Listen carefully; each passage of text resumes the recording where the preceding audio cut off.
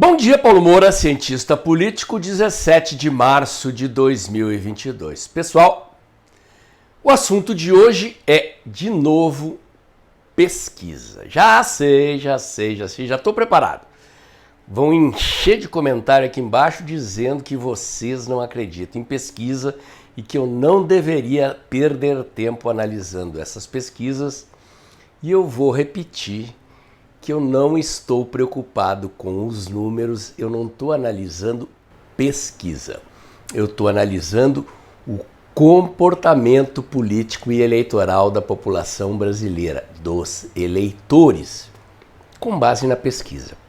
E a pesquisa que eu vou analisar hoje é daquelas que dá o Lula 20 pontos na frente do Bolsonaro. Eu realmente não acredito que existe essa distância. Os estrategistas do presidente Bolsonaro, do Palácio Planalto, lá, a turma do Centrão, do PL, que está encomendando pesquisas quinzenais, avalia que o presidente Bolsonaro ultrapassa Lula lá por junho. Portanto, as próprias pesquisas do governo dão conta de que Lula está um pouco na frente. Ok, pessoal? E tem informações também dessas pesquisas aí que confirmam a análise que eu vou fazer. Portanto, puxem a cadeira, sentem aí que já eu vou comentar, mas antes eu quero agradecer a você que doa pelo Pix e pela conta bancária do canal. A sua doação ajuda a ampliar a estrutura do canal, melhorar o alcance dos meus vídeos, lembrando que este é um canal que faz análise política com viés conservador, à luz da ciência política e da teoria da comunicação, em vídeos curtos. Se você já pingou seu Pix desse mês aqui, meu muito obrigado. Se ainda vai pingar, meu muito obrigado também, lembrando que é a sua contribuição mensal que garante a independência das informações e análises desse canal. Muito bem, gente. Como eu disse, esse é daqueles institutos. Genial é a financeira que banca essa pesquisa. O instituto chama-se Quaest. Bom, na candidatura, na pesquisa de ranking, ele dá 46 a 26. Na pesquisa anterior, dava 46 a 24. Portanto, mostra o Lula estacionado na liderança e o presidente Bolsonaro teria melhorado 2 pontos. Vou desconsiderar, tá? Essa distância de 20 pontos, realmente eu não acredito que tem e não estou preocupado com isso. A grande mudança está se processando na avaliação do governo do presidente Bolsonaro entre eleitores que votaram no presidente Bolsonaro em 2018 e que estão voltando para o presidente Bolsonaro. Lembrem-se aqui, quem é antigo aqui no canal e acompanha as minhas análises já sabe, os novos vou ter que repetir aqui, ou para quem não se lembra, é o seguinte, gente. Quem é a base do presidente Bolsonaro de 2018, tá? E não sou eu que estou inventando isso aqui. Isso é com base em estudos de comportamento político do eleitor brasileiro.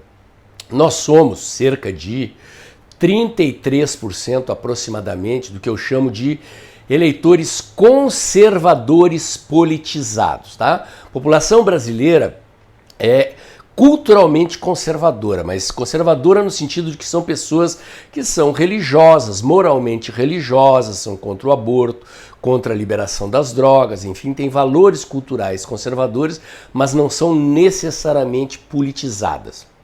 Então, os politizados são as pessoas que se politizaram de 2013 e 2015 para cá e apoiam o governo do presidente Bolsonaro, acompanham a política, certo? Então são essas pessoas que é 1/3 da população brasileira que tem apoiado o presidente Bolsonaro e que mostram que não saem da base do presidente Bolsonaro. As pesquisas mostram aí o presidente Bolsonaro com 24, 25, 30, depende do instituto, mas isso é a base sólida e fiel do presidente Bolsonaro, que esse povo da terceira via aí achava que podia tirar do presidente Bolsonaro e alavancar um candidato da terceira via, coisa que eu sempre disse que não ia acontecer e não aconteceu, ok? Os outros 20 e poucos por cento que levaram o presidente Bolsonaro à vitória em 2018 são liberais, lavajatistas, pessoal que é contra a corrupção e pessoal que é antipetista, ou seja, eles não são necessariamente conservadores, mas é gente que odiava o PT, é gente que era contra a corrupção, então Em 2018, como o inimigo era o Lula e como nós estamos no auge do antipetismo, depois de 14 anos de governos do PT, e a disputa era Lula contra Bolsonaro, esse povo votou no presidente Bolsonaro. Então, ao longo do mandato do presidente Bolsonaro, com o presidente Bolsonaro sendo bombardeado sistematicamente pela mídia, com a pandemia, alguns problemas na economia, recentemente, com o presidente Bolsonaro sendo mal entendido na questão das vacinas, né? Já comentei isso aqui, o presidente reconhece isso. O presidente foi percebido como alguém anti-vacina. O presidente não é necessariamente anti-vacina, o presidente apenas pessoalmente está no seu direito, não quis se vacinar, não quis vacinar sua filha, mas garantiu vacinas para quem quis. Ele é apenas a favor da liberdade de escolha, mas foi percebido como anti-vacina e isso causou uma certa rejeição, por isso que ele parou de falar desse assunto. Enfim, problemas, né, do bombardeio da mídia fizeram com que essa parcela mais centrista, digamos assim, que não é conservadora necessariamente, se afastasse do governo. Então essa parcela é mais volúvel, né, mais volátil, digamos assim, e a popularidade do presidente nesse meio tempo oscilou. Então, quando o presidente Bolsonaro pagou o auxílio emergencial de R$600, a avaliação do governo subiu acima de 50%. Quando terminou o auxílio emergencial de R$600, a avaliação do presidente caiu, mas o presidente sempre manteve essa base na faixa dos 30%. Tá? Para mim é isso, 30%. E o que está acontecendo então? Começou a campanha eleitoral, surgiram essas candidaturas aí da dita terceira via, e ali tinha uma distribuição de percentuais entre esses caras lá, o Ciro Gomes, Moro, Dória, tudo ali na faixa dos 5, 6, 7, 8%. Teve pesquisa que chegou a dar o Moro com 11%, e depois se estacionaram ali 8, 7, 6 e assim por diante. E a turminha lá 1, 2%, 0,5%. Nunca nenhum deles decolou como eles achavam que iria acontecer para tirar o Bolsonaro da polarização e enfrentar o Lula. O que é que está acontecendo agora então?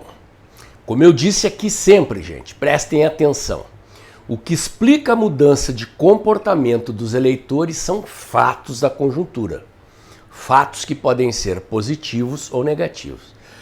E o governo do presidente Bolsonaro, estrategicamente aguentou a porrada durante muito tempo e preparou um conjunto de medidas para o ano eleitoral.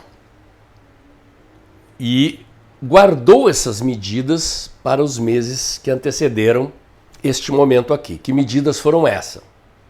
O Auxílio Brasil de R$400, a inauguração das obras dos canais de transposição do Rio de São Francisco em série, em vários estados do Nordeste a água chegando, a gente viu recentemente. O ministro Paulo Guedes liberando crédito de R$100 bilhões para autônomos, micro e pequenos empresários. O ministro Paulo Guedes liberando o FGTS de R$1.000 para pessoas endividadas. O governo socorrendo pessoas endividadas, né, também com microcrédito. A Caixa Econômica Federal, o Banco do Brasil, liberando microcrédito. Uma série de medidas econômicas, o ministro Tarcísio inaugurando obras, concentraram uma série de inaugurações de obras para agora, a questão do marco das ferrovias, os leilões de saneamento acontecendo aos montes, aí, gerando emprego, essas obras de saneamento aí acontecendo pelo país afora, gerando muito emprego. Então foi uma onda de acontecimentos, a viagem do presidente Bolsonaro à Rússia também, né? Ocorreu ali, animou a base do presidente Bolsonaro. O próprio começo da eleição, o confronto com Lula, produziu uma reconciliação da base do presidente Bolsonaro com o presidente. Havia um certo desgaste com o recuo do presidente no 7 de setembro. Eu sempre defendi o presidente, acho que ele agiu corretamente. Tem gente que ainda está meio indignado, mas eu vejo que são poucos. Acho que o presidente evitou um banho de sangue, não havia como seguir com aquele conflito, a não ser que ele botasse tanques na rua, censurasse, mandasse prender gente. defendo que a solução seja pacífica, democrática e dentro da política. Haverá um outro 7 de setembro, enfim. Estes fatos políticos impactaram a opinião pública. A inflação está caindo, tem mais isso. A previsão do governo é que ela cai de 10% para 5%. Já está caindo. E com base nisso, o que é que está acontecendo? Estes eleitores que votaram no presidente Bolsonaro em 2018, no segmento do Auxílio Brasil, estão vindo de volta para o presidente Bolsonaro. E a queda é acentuada. A aprovação do presidente Bolsonaro melhorou. Subiu de 23% para 45% no segmento de baixa renda entre eleitores que votaram no presidente Bolsonaro. E a aprovação geral do presidente Bolsonaro também cresceu significativamente, vejam aí. Então, reduziu-se em 4 pontos a diferença entre reprovação e aprovação. A reprovação caiu 2 pontos, a aprovação subiu 2 pontos. Vejam aí o gráfico. Então, vocês vejam que um deslocamento de 23 pontos para 45 pontos na aprovação num segmento se expressa numa redução de 4 pontos na aprovação geral. Outro deslocamento importante que essa pesquisa revela e que outras pesquisas comprovam é que o eleitor que estava com o Moro está vindo para o presidente Bolsonaro, tal do eleitor da terceira via. Será gente que não queria Lula nem Bolsonaro e que chegou à conclusão que a terceira via não vai decolar, não querem o Lula, então estão vindo para o Bolsonaro. Vocês já viram que as pesquisas já estão mostrando que o Moro caiu abaixo do Ciro Gomes. O Ciro Gomes não cresceu. Foi o Moro que caiu abaixo do Ciro Gomes. Em várias pesquisas ele já aparece com 6. Aparecia com 8, 9, já tinha aparecido com 11, agora ele está com 6, o Ciro com 7. Nessa pesquisa aparece assim. Então isso é muito importante, gente. Isso é muito importante porque eu estou falando aqui não de ranking, estou falando de pesquisas de aprovação do governo. Aprovação do governo. E repito, eu estou falando de comportamento político, de comportamento eleitoral. Porque quando essas massas de eleitores, essas quantidades de pessoas que estavam reprovando o governo, começam a aprovar o governo, isto é o primeiro movimento para que, num segundo momento, elas passem a manifestar intenção de votar no presidente Bolsonaro nas pesquisas seguintes. Anotem o que eu falei. A tendência é que as próximas pesquisas revelem o presidente Bolsonaro crescendo mais, confirmando aquilo que a equipe política do presidente Bolsonaro tem dito, que acham que o presidente Bolsonaro ultrapassará Lula lá por junho. E no sábado passado houve uma reunião da direção do PL que está encomendando baterias de pesquisas quinzenais, ou seja, o PL a cada 15 dias faz pesquisas qualitativas e comprovou a mesma coisa. Gente, essas pesquisas não são pesquisas para publicar. E elas comprovam a mesma coisa. A percepção da imagem do presidente Bolsonaro está melhorando especificamente entre eleitores de baixa renda e entre eleitores da terceira via. E as causas são duas. Primeiro, a questão do auxílio emergencial e segundo, o presidente parou de falar de vacinas. Parou de falar de vacinas. Portanto, nós que apoiamos o presidente Bolsonaro temos que parar de falar disso. Parar de falar de pandemia, parar de falar de vacina. Tem que tirar esse assunto da pauta. Nós temos que esquecer disso. A eleição tem que acontecer sem esse assunto na pauta, porque ele nos é desfavorável. Eu vou repetir, gente, não tem problema nenhum com a posição pessoal do presidente. As pessoas que não quiseram se vacinar estão no seu direito.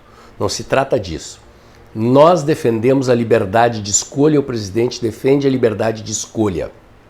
Mas comunicação não é o que a gente diz, comunicação é o que as pessoas entendem. E quando o presidente quis defender a liberdade de escolha, preocupado com a saúde das crianças, da sua filha e, consequentemente, dos filhos dos outros, preocupado com os eventuais efeitos colaterais das vacinas em si mesmo e em outras pessoas, as pessoas entenderam que ele era anti-vacina. E isto prejudicou a imagem do presidente. Portanto, o presidente não vai mais falar desse assunto. E nós não devemos falar desse assunto. E o presidente está convencido disso. Carlos Bolsonaro está convencido disso. Se vocês não notaram, o presidente não fala disso há semanas. E isso está ajudando a melhorar a sua imagem. Ok? Então, como eu disse, fatos políticos positivos afetam positivamente a imagem do presidente. Não falar de coisas que prejudicam a imagem do presidente ajuda o presidente. Bom, agora nós temos um fato preocupante na agenda. A guerra, o preço do petróleo, o preço dos alimentos. É por isso que o presidente Bolsonaro tem se debatido publicamente para que a Petrobras baixe o preço. Legalmente, o presidente não pode interferir na Petrobras. Mas ele se mostra como alguém que está preocupado e tentando forçar a baixa do preço. Caminhou a legislação do ICMS dos combustíveis, vai encaminhar a legislação da baixa do PIS/COFINS dos combustíveis e publicamente ele faz pressão para que a Petrobras baixe o preço. Ele não vai lá entrar na Petrobras e mandar baixar o preço. Legalmente ele não pode. Ele não é a Dilma. Mas ele está batalhando para que o povo perceba o presidente como alguém que está se empenhando para baixar. Para vocês entenderem o jogo. Por quê? Porque isso é um evento adverso que pode prejudicar o esforço que o presidente fez até agora para melhorar o seu desempenho nas pesquisas. É assim que funciona. O presidente está operando profissionalmente, fazendo comunicação política, marketing político, com base na leitura de pesquisas, observando como o eleitor se comporta, como o eleitor percebe o presidente e orientando a sua conduta a partir da leitura que a ciência política faz do comportamento dos eleitores, com base em pesquisas não publicadas. Acontece que às vezes a pesquisa publicada traz uma informação útil. Informação útil é aquilo que eu passei nesse vídeo aqui para vocês. Ok, pessoal? Então, eu repito, eu não acredito nessas pesquisas que dão aí o Lula 20 pontos na frente. O que não quer dizer que, olhando os relatórios das pesquisas lá no miolo, a gente não acha algumas informações interessantes para trazer aqui para vocês. Meu comentário de hoje era esse. Se você gostou, curte, comenta e compartilha. Bota o dedãozinho lá. Aperta o sininho para o YouTube avisar você quando tem vídeo novo no canal. Inscreva-se aqui no meu canal. Acompanhe os meus canais alternativos, o Dextra by Paulo Moura do Telegram, o Dextra Jornalismo da COS.tv. Acompanhe também meus comentários diários no canal Tempo e Dinheiro do jornalista João Batista Olive, de segunda a sexta-feira, um pouco antes das 2 da tarde. E lembre-se, o vídeo está acabando logo depois da vinheta. Abre o aplicativo do seu banco e pingue o seu Pix mensal aqui, porque é a sua doação mensal que garante a independência das informações e análises deste canal. Amanhã tem mais.